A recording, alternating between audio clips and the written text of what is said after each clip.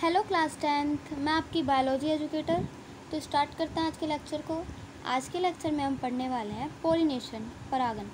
तो पोलिनेशन किसे कहते हैं, ये टॉपिक क्लास 10th और 12th के लिए मोस्ट इम्पोर्टेंट है। तो पढ़ लेते हैं पोलिनेशन क्या होता है। परागकणों का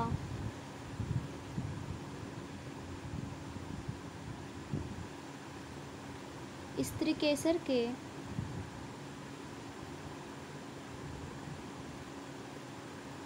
वर्तिकाग्र पर स्थानांतरण परागन कहलाता है।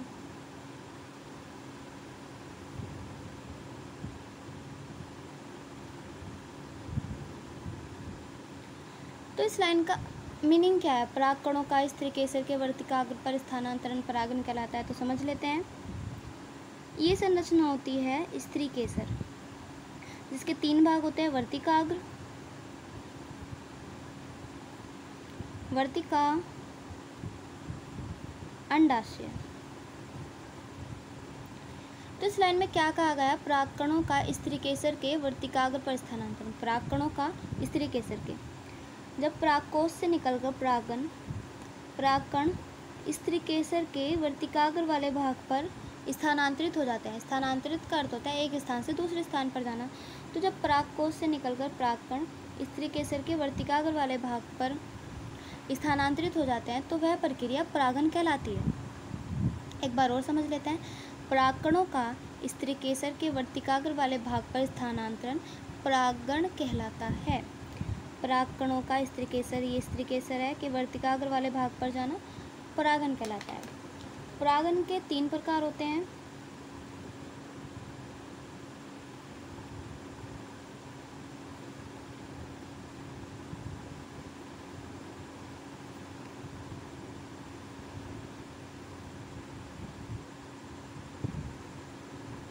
स्वपरागन, परपरागन एंड लास्ट सजात पुष्पी परागन।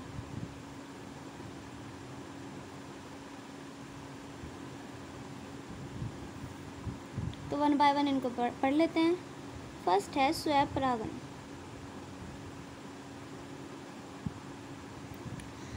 जिसको इंग्लिश में ऑटोगेमी बोल देते हैं, ऑटोगे।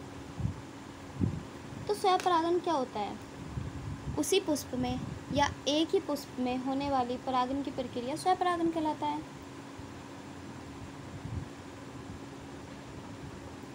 डेफिनेशन लिख लेते हैं। एक ही पुष्प में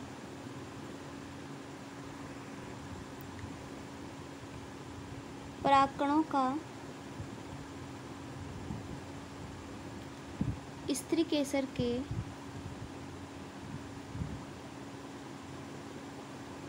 वर्तिकाग्र पर स्थानांतरण स्वपरागन कहलाता है।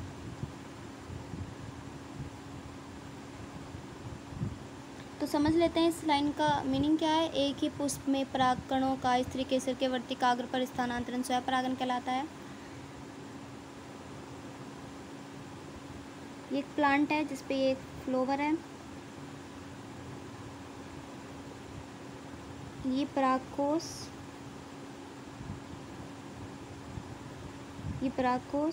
ये पुतंतु और ये पूरी संरचना स्त्रीकेसर।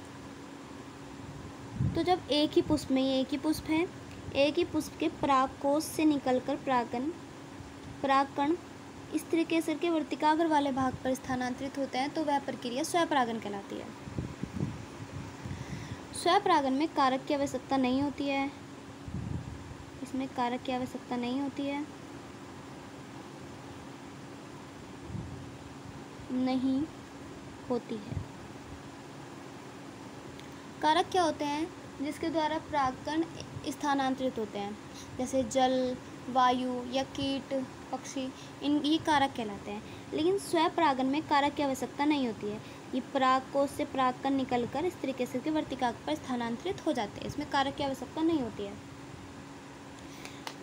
नेक्स्ट है परपरागन।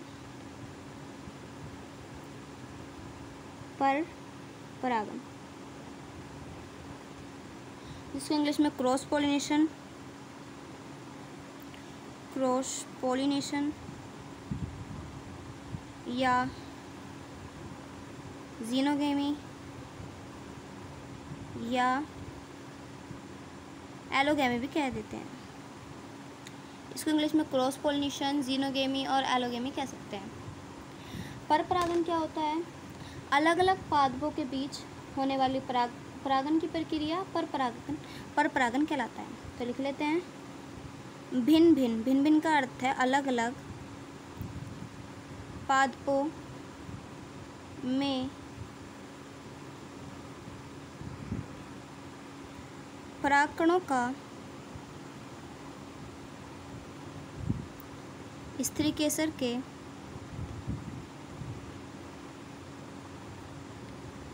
वर्तिकाग्र पर स्थानांतरण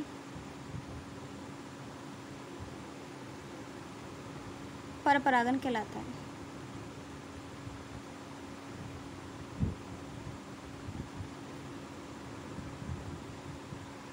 तो इस लाइन का मीनिंग क्या है? अलग अलग पादपों में परागकणों का स्त्रीकेसर के वर्तिकाग्र पर स्थानांतरण परपरागन कहलाता है। तो आइए समझ लेते हैं।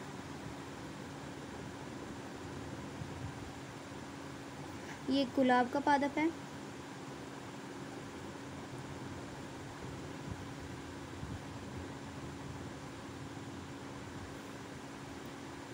और ये भी गुलाब का पादप है।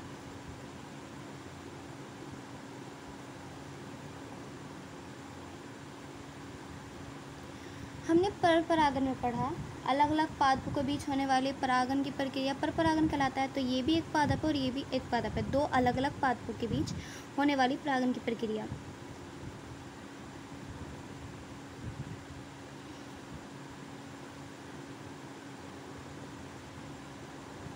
तो परागकोश से निकलकर परागकणों का दूसरे पुष्प के दूसरे पादप के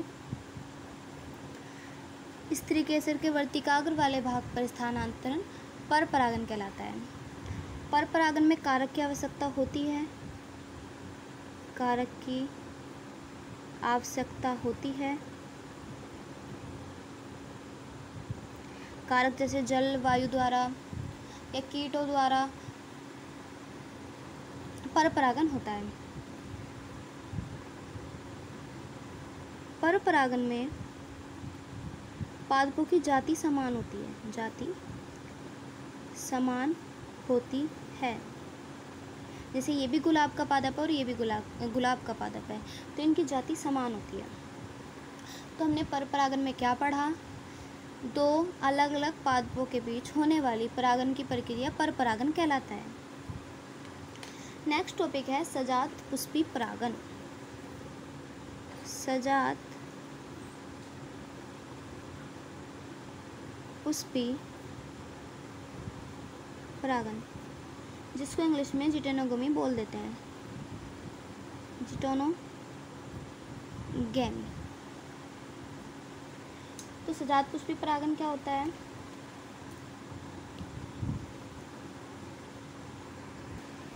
एक ही पादप के अलग अलग पुष्पों के बीच होने वाली परागन की प्रक्रिया सजात पुष्पी परागन कहलाता है। तो लिख लेते हैं एक ही पादप के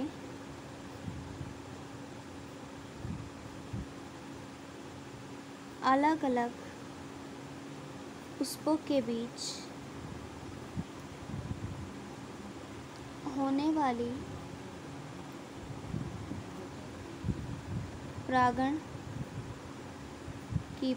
परागन की प्रक्रिया सजात पुष्पी परागन कहलाती है।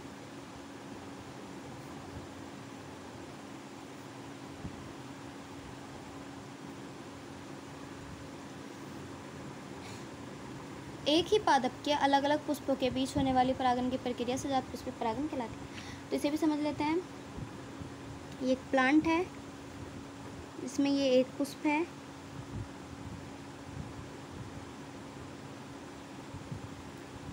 और ये एक पुष्प है।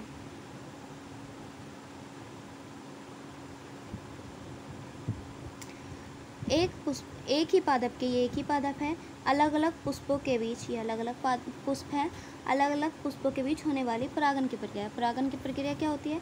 परागकोश से निकलकर परागकण दूसरे पुष्प के वर्तिकाग्र वाले भाग पर स्थानांतरित होते हैं, तो वह प्रक्रिया सजातपुष्पी परागन कहलाती है। तो इसमें हमने क्या पढ़ा? सजातपुष्पी परागन में, जिटोनोगेमी में, एक ही पादप के अलग अलग पुष्पों के बीच होने वाली परागन की प्रक्रिया सजातपुष्पी परागन कहलाती है, जिसमें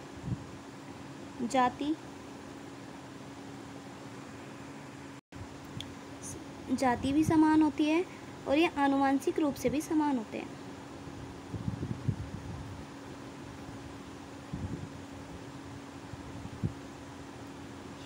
और सजातपुष्पी परागन में कारक की आवश्यकता होती है। कारक की आवश्यकता होती है। तो हम कह सकते हैं सजातपुष्पी परागन आनुवांशिक रूप से स्वपरागन के समान और कार्यात्मक रूप से परपरागन के समान होता है। तो एक बार फुल रिकैप कर लेते हैं। पोलिनेशन क्या होता है? परागकणों का स्त्री केसर के वर्तिकाग्र पर स्थानांतरण परागन कहलाता है, जिसमें हमने स्त्री केसर की संरचना भी देख ली। परागन 3 प्रकार से होता है: स्वपरागन, परपरागन, सजातपुष्पी परागन, ऑटोगेमी, क्रॉस पोलिनेशन और जिटोनोगेमी।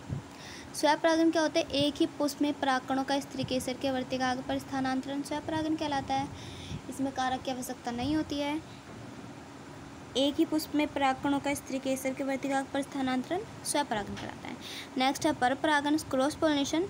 अलग अलग पादपों में परागकणों का स्त्री केसर के वर्तिकाग्र पर स्थानांतरण परपरागन कहलाता है। परपरागन में कारक की आवश्यकता होती है और ये जाति में समान होते हैं। जाति में समान पादपों के बीच होता है। नेक्स्ट है सजातपुष्पी परागन। एक ही पादप के अलग अलग पुष्पों के बीच होने वाली परागन की प्रक्रिया सजातपुष्पी परागन कहलाती है। ये जाति में भी समान होते हैं, आनुवांशिक रूप से भी समान होते हैं और कारक की आवश्यकता भी होती है। तो हम कह सकते हैं सजातपुष्पी परागन आनुवांशिक रूप से स्वपरागन के समान होता है, लेकिन कार्यात्मक रूप से परपरागन के समान होता है। तो ये था हमारा पोलिनेशन, कंप्लीट हो गया है। Thank you.